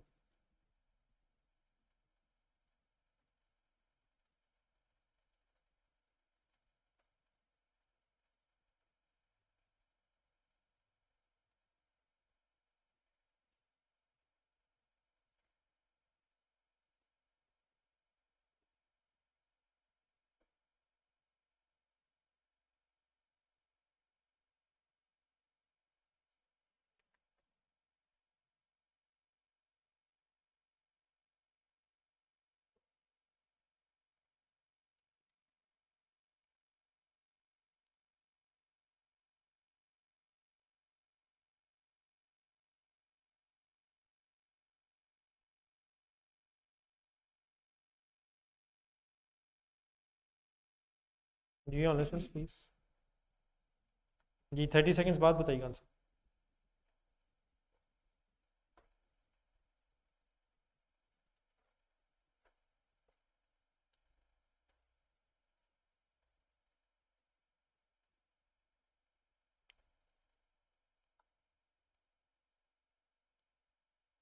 जी लास्ट लाइन में से कोई डिसीजन ये वैसे याद आ रहा है, ये कहाँ है? बताएं जरा बुक का page number. Amortisation period should be the shorter of legal life and useful life. Final answer बताने से पहले जरा एक दफ़ा वहाँ भी देख लें। 120 के एंड से शायद शुरू हो रहा है, या 121 120 एंड 121। 120 के एंड से शुरू हो रहा है और 21 तक जा रहा है। शॉर्टर लेना है, लेकिन शॉर्टर कब नहीं लेना?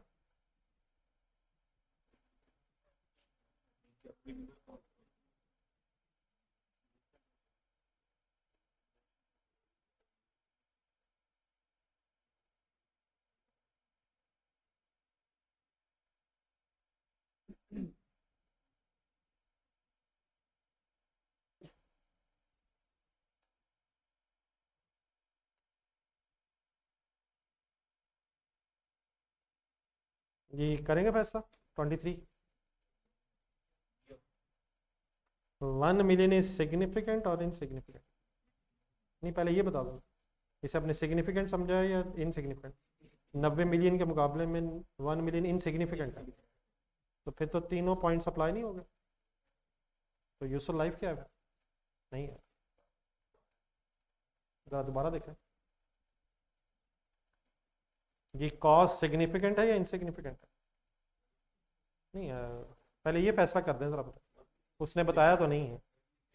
नहीं 1 मिलियन को सिर्फ देख रहे हैं, 90 और 1 को देख रहे हैं। अगर सिर्फ 1 मिलियन देखेंगे और अपने आप को भी जहन में रखेंगे तो सिग्निफिकेंट है, लेकिन 90 के मुकाबले में 1 मिलियन इनसिग्निफिकेंट है। तो अमाउंट देखनी है या अमाउंट को परचेज कॉस्ट के साथ देखना है? ज़रा मसलन थोड़ा सा आगे जाए, एक एग्जांपल ढूंढें। सनशाइन, एक टेबल ढूंढें 4 प्रोडक्ट्स वाला ABCD। इधर ही कहीं होगा, थोड़ा सा आगे। ये 632 के बाद ही हो शायद। ये ऊपर 138 के स्टार्ट में है, 4 प्रोडक्ट्स हैं। मुझे सिर्फ ये, बाकी तो देखते रहिएगा, मुझे चारों प्रोडक्ट्स में सिर्फ देख के आपने बताना है कि ABCD cost of renewal significant है या नहीं। प्रोडक्ट A की कॉस्ट क्या है? 200। नीचे रिन्यूअल कॉस्ट क्या है? पहले पहले देख, सारे देख लें। B की कॉस्ट क्या है? नीचे। आगे चलें, आगे। तो ऊपर जो कॉस्ट है उसके साथ मुकाबला करना है। तो मेरा ख्याल है कि फर्स्ट और सेकंड में हम इनसिग्निफिकेंट नहीं कह सकते। क्या ख्याल है?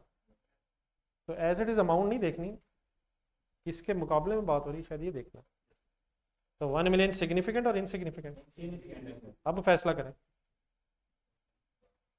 नहीं, यूजफुल लाइफ तो 12 साल है। नहीं, अब अगर इनसिग्निफिकेंट है तो क्या शॉर्टर लेना है या यूजफुल लाइफ ही लेनी? नहीं, अब दोबारा देख लो ना, शॉर्टर कब लेना है? ये उन तीन में आ गया। कॉस्ट सिग्निफिकेंट होनी चाहिए रिन्यूअल या इनसिग्निफिकेंट होनी चाहिए? अनलेस का मतलब क्या था वहां? नहीं, सवाए इसके का मतलब क्या था? आपने लोअर ऑफ देखना है, आपने lower of legal life and useful life लेना है, सवाए इसके कि नीचे वाले 3 पॉइंट्स अप्लाई हो जाए। लाइसेंस रिन्यूएबल हो, इंटेंशन टू रिन्यू हो, और कॉस्ट ऑफ रिन्यूअल सिग्निफिकेंट ना हो। तो क्या कॉस्ट ऑफ रिन्यूअल सिग्निफिकेंट है? नहीं है। तो ये नीचे वाले 3 पॉइंट्स पहले अप्लाई हो रहे हैं? नहीं, देख लेना पहले, ये नीचे वाले 3 पॉइंट्स अप्लाई हो रहे हैं, जो मैं उधर पेज 121 की बात कर रहा हूँ या 120। क्या अनलेस में आ गए हैं या नहीं आए? अगर अनलेस में नहीं आए फिर क्या करना है? फिर शॉर्टर लेना है। लेकिन अगर अनलेस में आ गए हैं तो फिर शॉर्टर नहीं, यूजुअल लाइफ ही को बेस बनाना है। पहले ये ज़रा फाइनल कर लें वर्ड्स, इससे पहले कि हम इसका फैसला करें। शॉर्टर लेना है या नहीं, पहले ये फैसला हो गया। अनलेस में आ गए, अब अनलेस में अगर आ गए फिर तो यूजुअल लाइफ 12 साल है। देख लो, या कुछ और लग रही है?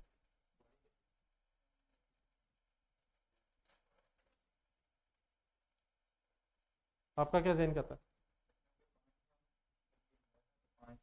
नहीं, लिया तो मेरे ख्याल 10 साल के लिए, और 5 साल फर्दर बढ़ा सकते हैं, 15 टोटल हो जाएगी, लेकिन हमारा इरादा 12 साल इस्तेमाल करने का है।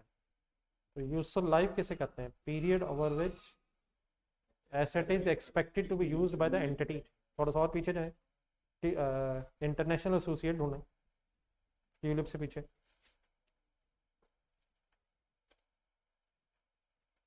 ट्यूलिप से पीछे जाए, 120 नीचे जाए जरा, पॉइंट नंबर 3 या 2। यहाँ 2 लाइफ्स दी हुई हैं। पॉइंट 2, कितने अरसे इस्तेमाल हो सकता है, लेकिन हमारा कितने अरसे इरादा है? एस्टिमेटेड यूजफुल लाइफ 15 ईयर्स आ गया। हाँ जी। तो आपने 15 साल में मोटाइज किया होगा या 10 साल? पढ़िए सेंटेंस में दोबारा। कितने अरसे इस्तेमाल किया जा सकता है? 15 साल, लेकिन हमारा इरादा क्या है? तो हमने 10 साल पे मोटाइज किया होगा या 15 साल? यूजफुल लाइफ की डेफिनेशन पूरी क्या है? Period over which asset is expected to be use by the entity. एक गाड़ी नहीं ली है आपने, 10 साल फॉर एग्जाम्पल इस्तेमाल हो सकती है, लेकिन आपका इरादा 3 साल इस्तेमाल करने का है, तो आप उसे कितने अरसे में मोटाइज डिप्रिशिएट करेंगे? 3 साल में। Period over which asset is expected to be used by entity. हाँ, हमें ना पता हो तो हमारा इरादा उतने अरसे ही होगा जितने से इस्तेमाल हो सकता है, लेकिन अगर आपका इरादा डिफरेंट है तो अकॉर्डिंगली फिर आपके लिए यूजफुल लाइफ डिफरेंट हो जाएगी। डन है सर? वैसे तो रिन्यू करवाने से 15 साल हो सकता है, लेकिन मैनेजमेंट इंटेंशन, हमारी एक्सपेक्टेशन ये है कि हम बस 12 साल फ्रॉम एक्विजिशन इस्तेमाल करेंगे। बहरहाल पूरी बात अब मेरी समझ आ रही है, तो इसको डिस्कस करते हुए हम जो जो पेजेस पे गए हैं ज़रा अगर साथ लिख लें तो रिवाइज करने में आसानी रहेगी। पेज 120 देखा हमने, 121, और मेरा ख्याल है फिर ये 123 वाला क्वेश्चन भी एक नज़र देखा। ठीक है सर, चलें ज़रा थोड़ा सा स्पीडअप हो जाए, 10-15 मिनट ज़रा फाइनल अकाउंट्स पे भी लगा लें, जितना फिर बच जाएगा वो देखते हैं, होमवर्क दूँ या फिर कल डिस्कस करें। तो फाइनल अकाउंट्स पे ज़रा, फाइनल वॉल्यूम 2 में ही फाइनल अकाउंट्स के ज़रा चैप्टर के एंड में जाए। वैसे तो नॉर्मली इन टॉपिक्स में से बड़े क्वेश्चन ही आते हैं, लेकिन 10-15 है, देख लेने में हर्ज नहीं है।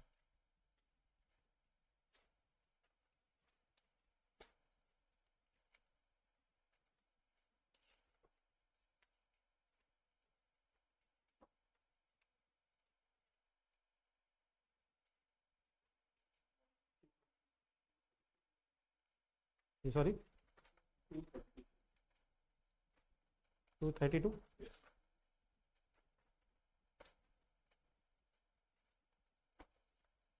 जी नंबर 1 ये पेज नंबर आपके पास वॉल्यूम 2 में, सॉरी तो दोबारा पेज 232 है जी, वॉल्यूम 2 पेज 232 वॉल्यूम 2। नहीं सर होमवर्क का मतलब तो आपको पता ही है। कोई नहीं 10 मिनट लगा लेना, 10-15 मिनट, बाकी फिर देख लेते हैं, कल कर लेंगे।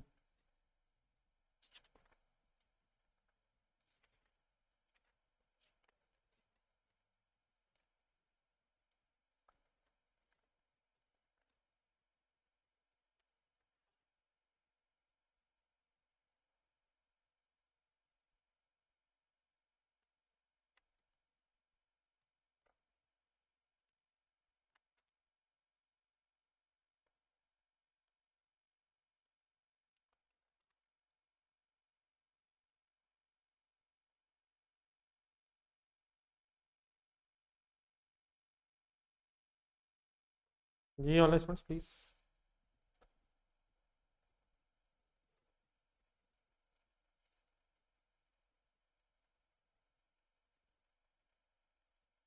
ढूंढना क्या है?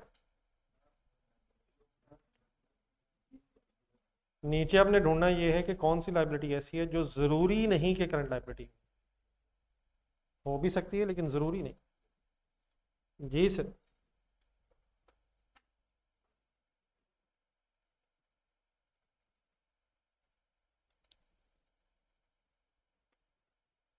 जी ए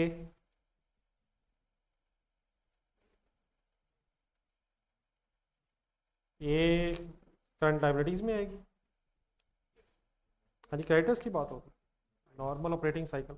हमने क्या ढूंढना है, जो आएगी या नहीं, जो ज़रूरी नहीं है कि करंट लाइबिलिटी में।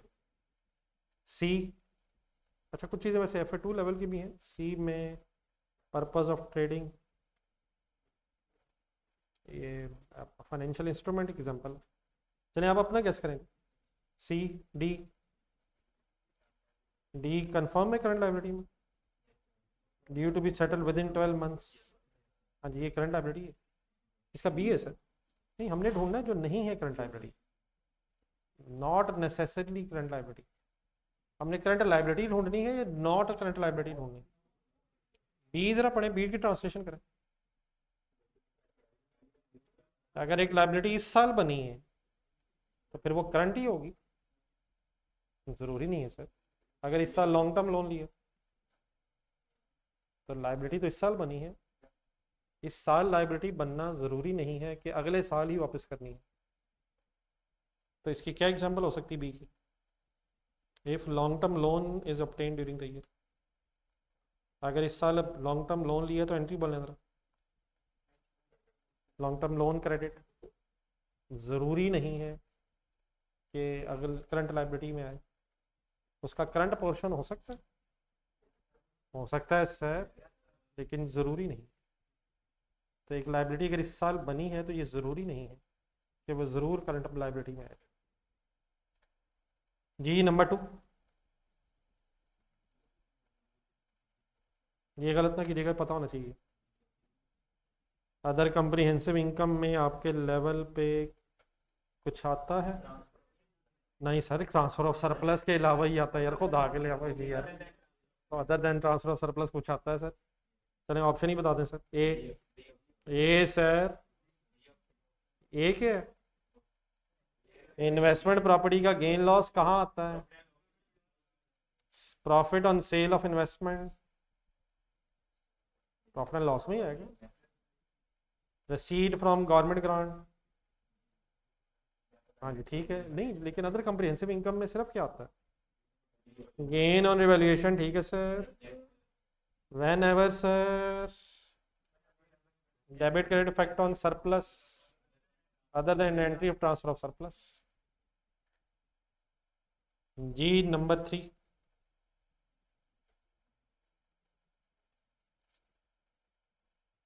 ये कुछ वैसे FA2 लेवल वाली चीज़ें जो as it is copy paste हो गई हैं। चलें ट्राई करें, गेस करें। लेकिन ये सारी वो प्रोविजंस भी आई 37 है। इन्वेंट्री इसको रहने देंगे, लेवल का नहीं है। लेवल का मतलब अगले लेवल का है, नहीं आपका लेवल हाई है, ये पिछले लेवल का। नंबर 4 एक डेफिनेशन लिखी हुई है, बिस्मिल्लाह पढ़ा।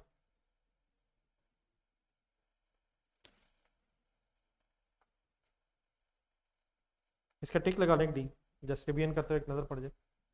ये भी रेशोज में होता था, time between acquisition of asset for processing and receipt of cash, एक टर्म है ऑपरेटिंग साइकिल।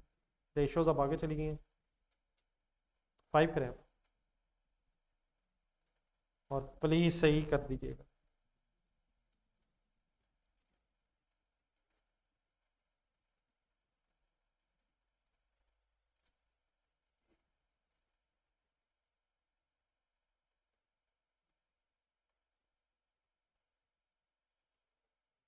प्लीज़ यार, ये ओके है यार।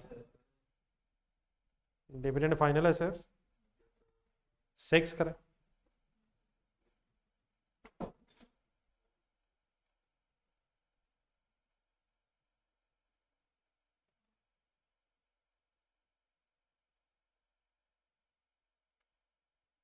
नहीं बेटा, इन अप्रोप्रिएट अकाउंटिंग पॉलिसी तो होनी नहीं चाहिए।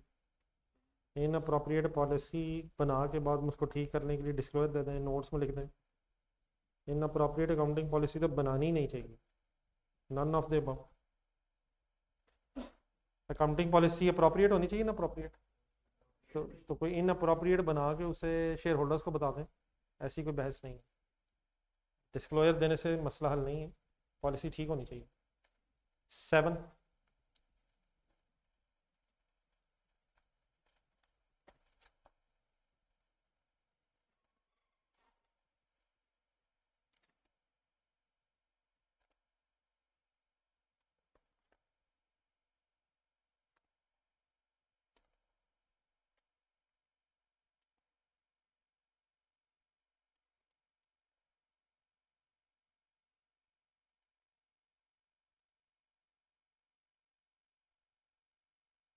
ये पेज नंबर ढूंढे 225। ये 2-3 थ्योरेटिकल पेज थे, पेज नंबर 224, 25, 26, 27। इनमें थोड़ा थोड़ा मैंने कुछ हेडिंग्स आपको बताई थी कि कम से कम इन पे नज़र पड़ जाए। कौन से पेजेस बोले मैंने? 224 से 227 जरा ढूंढे जरा, इसमें कुछ पैराग्राफ्स का आपने टिक लगाया होगा, बताएंगे कहाँ कहाँ लगाया हुआ? 224 में सबसे ऊपर पहले IFRS को लगाया हुआ है, नीचे कंप्लीट सेट को लगाया हुआ है, नेक्स्ट पेज पे an entity shall clearly identify each financial statement and notes, page number 225 मिल रहा है, जनरल फीचर से ऊपर। उसके बाद अगले पेज पे गोइंग कंसर्न वाले एक टेबल पे लगाया हुआ है, नीचे, हाँ नीचे वाले टेबल पे भी लगाया होगा। ये following table summarise examples of offsetting, लगा हुआ इस पर या नहीं? नहीं, सिर्फ किस पे लगा हुआ? ऊपर गोइंग कंसर्न पे लगा हुआ, नीचे नहीं लगा हुआ? चलो उसको देख लेते हैं फिर। और पेज नंबर 227 पे फ्रीक्वेंसी पे, तो इसमें पेज 225 पे है जरा, उसमें जनरल फीचर से ऊपर वाला पैराग्राफ है ये, वो जो 5 लिखे हैं वो पढ़े जरा।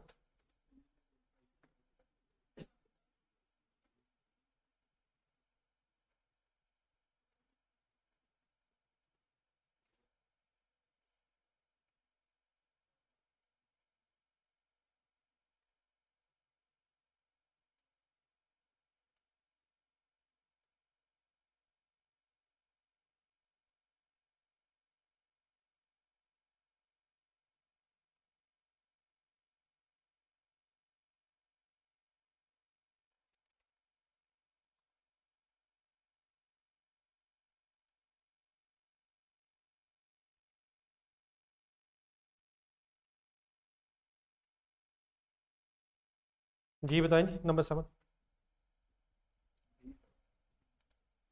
नंबर 2 नहीं है शायद, नेम ऑफ चीफ एग्जेक्टिव नहीं है, सॉरी चीफ अकाउंटेंट नहीं, बाकी सारे हैं शायद। पेज लिखना साथ में, ऑप्शन बता दो।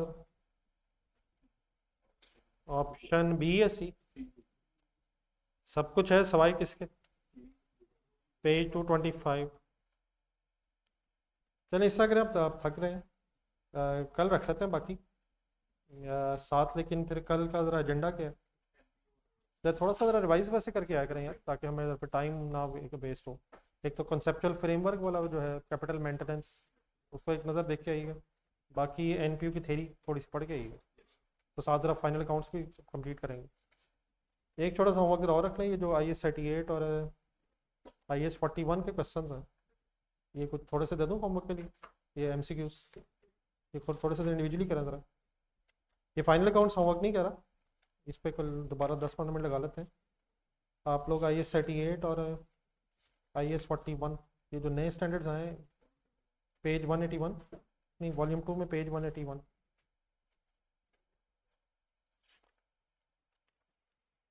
IAS 41 कौन सा है?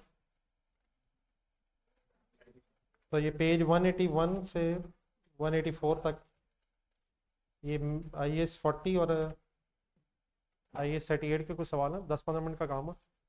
तो अब आपकी रिवीजन होगी और बहुत सारे शायद मिलते जुलते भी हैं। कौन से वॉल्यूम में कौन सा पेज है?